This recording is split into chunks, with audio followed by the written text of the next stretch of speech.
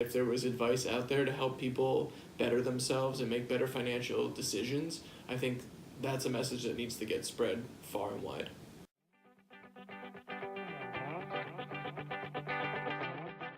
Randy, tell me about personal finance struggles facing realtors specifically.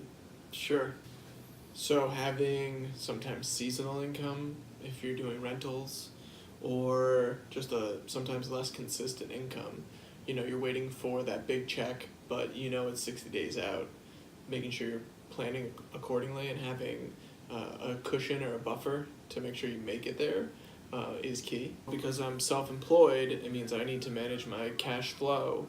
And because I don't have a salary, that means some months I see more income than other months. But planning in between to make sure I know what my expenses are and what kind of my bottom line is really helpful. So that way I'm, regardless of what month it is, I'm comfortable with all my decision making. Totally.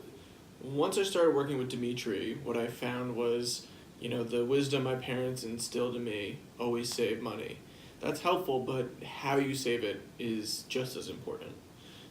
So having automatic money transfers into the right bank accounts and doing so in the right order is really important. And then before I met you, it wasn't quite as organized. Setting aside money for taxes, setting aside money for a rainy day fund, having an emergency fund. You just never know what could happen, and when that next check isn't there, it's helpful to plan accordingly for that time. And you've been able to participate in the real estate market and be an investor in your own area of expertise as well. As you were getting your own ducks in a row, you learned about that stuff, like you were able to accomplish more as far as real estate for yourself? I knew as a goal I always wanted to own property as a way to have passive income, so that you can make money while you're sleeping. Okay, so once I bought my first condo, the money I was able to save and set aside, I was getting that ready for the next property I purchased. And then it's really interesting what you can do with the equity that you build up in your primary residence and how you can leverage that to buy an investment property or your next property and play this stepping stone game of building wealth. And there's definitely some timing involved with the market and finding the right places to buy. When you hear about Dimitry going on this journey, leaving behind a comfy and cozy office setting, and you hear these things about wanting to change the way personal finance is taught around the country. Tell me a little more about the national scale and what you think this mission means.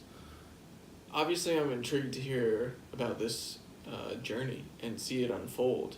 But more importantly, I think the service you're going to provide to millennials and frankly people of all different demographics, hearing the stories that the average American shares, I think there's going to be a book that comes out of this, because we all have these misconceptions about wealth and financial stability and personal finances. So I think seeing what the average American is faced with and what their biggest problems are is not going to be the same thing that you're hearing, in the news, for example, or maybe it's not sexy, but it's what everyone else is facing. And if there was advice out there to help people better themselves and make better financial decisions, I think that's a message that needs to get spread far and wide.